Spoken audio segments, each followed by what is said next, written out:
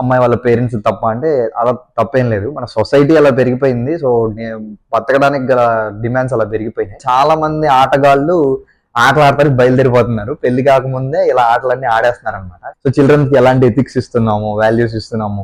So ఇలాంటివి రోజు ఇప్పుడే ప్రెసెంట్ ఇలా ఉందంటే ఇంకా ఫ్యూచర్ లో ఇంకా వరస్ట్ అయ్యే ఛాన్సెస్ ఉంది.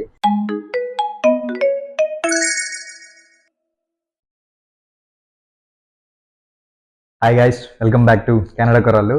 సో ఈరోజు మన టాపిక్ అయితే మాత్రం చాలా కాంట్రవర్షియల్ టాపిక్ అనమాట. టాపిక్ ఏంటి అంటే ఈ మీమ్ చూడండి మీకే అర్థమైపోతుంది. నువ్వు కుంటెంకన కొడుకువేనా? అవును. ఏ పెళ్లి గట్రా ఏమన్నా అయిందా? పెళ్లి కాలేదు గాని గట్రాలు చాలా అయినాయండి.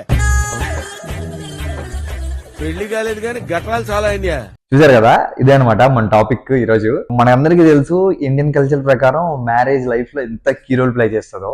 బట్ ఇప్పుడు ప్రెసెంట్ జనరేషన్ చూసుకుంటే మ్యారేజ్ వద్దు కానీ మ్యారేజ్ తర్వాత వచ్చే బెనిఫిట్స్ మాత్రం కావాలి అని కోరుకుంటున్నారు. అదే పెళ్లి తర్వాత ఆడే ఆటలన్నీ పెళ్లికి ముందే ఆడేస్తున్నారు. సో ఇదే మన టాపిక్ అనమాట ఈ రోజు. యూత్ అందరు ఎందుకు ఇలా ఆలోచిస్తున్నారు, మ్యారేజ్ అంటే ఎందుకు భయపడుతున్నారు, అట్ ద సేమ్ టైం ఈ రిలేషన్స్ పట్ల ఎందుకు అట్రాక్ట్ అవుతున్నారు, సో ఇది మంచిదా చెడ్డదా, అండ్ ఇది సొసైటీ మీద ఎలాంటి ప్రభావం చూపిస్తుంది ఏంటి అనేది ఈ రోజు మనం మాట్లాడుకుందాము. సో వీడియో అది ఎండ్ వరకు చూడండి, ఎవరు మిస్ అవ్వద్దు, చాలా ఇంట్రెస్టింగ్ ఉంటుంది. అండ్ ఇంకా మన ఛానల్ ఏమైనా సబ్స్క్రైబ్ చేసుకోకపోతే మాత్రం ప్లీజ్ సబ్స్క్రైబ్ టు కెనడా కుర్రాళ్ళు. ఫస్ట్ అయితే మనం ఒక particular age group of people marriage అవ్వకుండా ఇంకా అలాగే ఉండిపోతుంది అనమాట. వీళ్ళు మ్యారేజ్ చేసుకోవడం ఇష్టం లేక కానీ లేదా వీళ్ళకి మ్యారేజ్ అవ్వగానే అలా మిగిలిపోతున్నారు అనమాట చాలా మంది. దానికి రీజన్స్ ఏంటో మాట్లాడుకుందాం. పర్టికులర్ గా మనం ఒక 20-25 ఇయర్స్ బ్యాక్ వెళ్తే, అంటే ఒక 2000 బిఫోర్ గానీ అలా వెళ్తే మ్యారేజ్ సిచ్యువేషన్స్ ఎలా ఉండేవి అంటే ఒక అబ్బాయికి ఒక 20-25 ఇయర్స్ లో, అలాగే అమ్మాయికి ఒక 16 లేదా 18 దాటిన తర్వాత పెళ్లి చేసేయాలన్నమాట పక్క. సో వీళ్ళు ఏంటంటే వాళ్ళకి పెళ్లి చేసేస్తారు, మళ్ళీ వాళ్ళ పిల్లల్ని వాళ్ళు పెంచడం, మళ్ళీ వాళ్ళకి ఇలా జరిగేది అనమాట. మోస్ట్లీ మనం 2000 తర్వాత చూసుకుంటే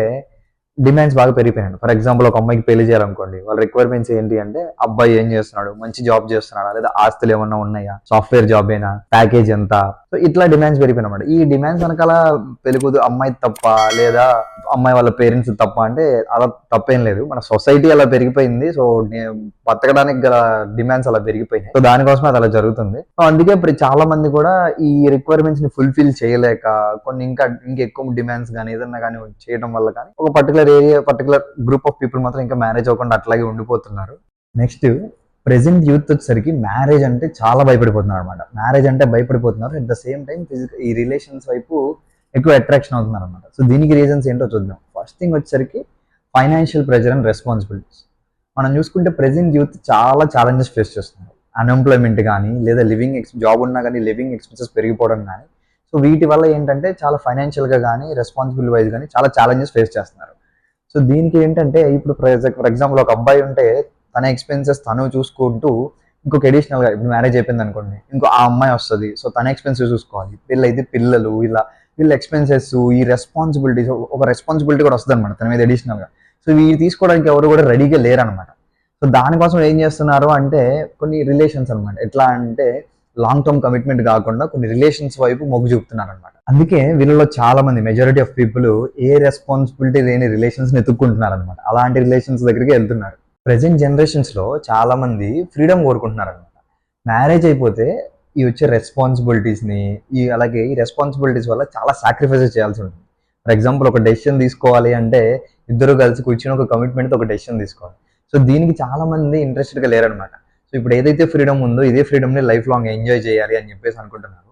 సో అందుకే ఎలాంటి కమిట్మెంట్స్ అలాగే ఎలాంటి సాక్రిఫైసెస్ లేని ఫిజికల్ రిలేషన్స్ వైపు ఎక్కువ మంది అట్రాక్ట్ అవుతున్నారు అనమాట ప్రెసెంట్. అలాగే నెక్స్ట్ లాంగ్ టర్మ్ కమిట్మెంట్స్ అనమాట. సో ఫర్ ఎగ్జాంపుల్ మన పేరెంట్స్ కానీ మన గ్రాండ్ పేరెంట్స్ కానీ చూసుకుంటే మ్యారేజ్ అయిపోయినాక వీళ్ళ ఒక కమిట్మెంట్ అనమాట, వీళ్ళ బాండింగ్ వల్ల వీళ్ళ కమిట్మెంట్ అనమాట, వీళ్ళు లైఫ్ లాంగ్ వీళ్ళతోనే ఉండాలి అని చెప్పేసి. సో ఇప్పుడు ప్రెసెంట్ జనరేషన్స్ అయితే ఈ లైఫ్ లాంగ్ కమిట్మెంట్స్, ఈ లాంగ్ టర్మ్ కమిట్మెంట్స్ అనేది వాటికి ఇంట్రెస్టెడ్ గా లేరనమాట. ఎక్కువ మంది ఇష్టం ఉన్న వాళ్ళు కలిసి ఉండటం, అలాగే ఇష్టం పోయినాక మళ్ళీ వేరే వాళ్ళతో కలిసి ఉండటం, ఇలా అట్రాక్ట్ అవుతున్నారు అనమాట చాలా మంది ఎక్కువ. అందుకే లాంగ్ టర్మ్ రిలేషన్స్ ని కోరుకోవట్లేదు ఎవరు. ఇంకా నెక్స్ట్ వచ్చేసరికి ప్రెసెంట్ కల్చర్ అనమాట. మోడర్న్ కల్చర్ నడుస్తుంది ప్రెసెంట్. ఎలాగంటే ఈ సోషల్ మీడియా, ఈ డేటింగ్ వెబ్సైట్స్ ఇవన్నీ పెరిగిపోవడం వల్ల ఏమైతుంది అంటే కొత్త కొత్త పరిచయాలు, కొత్త కొత్త రిలేషన్స్, కొన్ని కొత్త పేర్లు కూడా వచ్చినాయి యాక్చువల్లీ. ఎలాగంటే situationship, fling, benching, friendship with benefits, ఇలా నాకు కొన్నే తెలుసు, ఇంకా చాలా పెద్ద లిస్టే ఉంది. ఎవరైనా తెలిస్తే కామెంట్ చేయండి, నేను కూడా తెలుసుకుంటాను.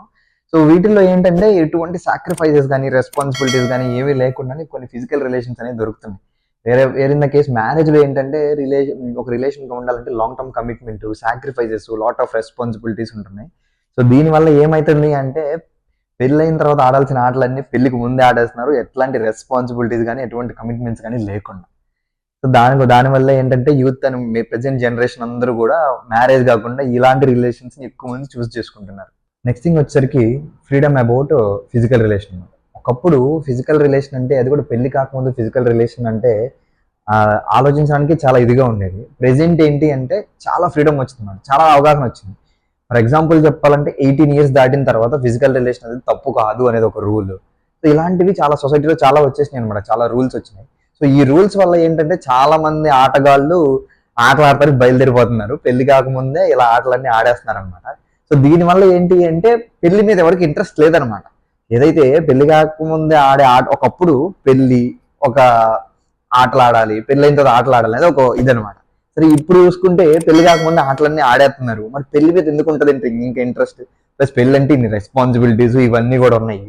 సో దీనివల్ల ఎక్కువ మంది యూత్ ఏంటంటే మ్యారేజ్ వైపు ఇంట్రెస్ట్ చూపించట్లేదు. మీకు ఈ ఆప్షన్ ఉన్నప్పుడు ఈ ఆప్షన్ ఎందుకు అనుకుంటున్నారా లేదా ఏంటనేది నాకు క్లారిటీ లేదు. ఇంకా దీని నుంచి డీప్గా మాట్లాడడానికి అయితే నా ఏజ్ నాకు తెలిసి సరిపోదు, బట్ నాకు తెలిసినంతలో మాట్లాడాను ఇదనమాట.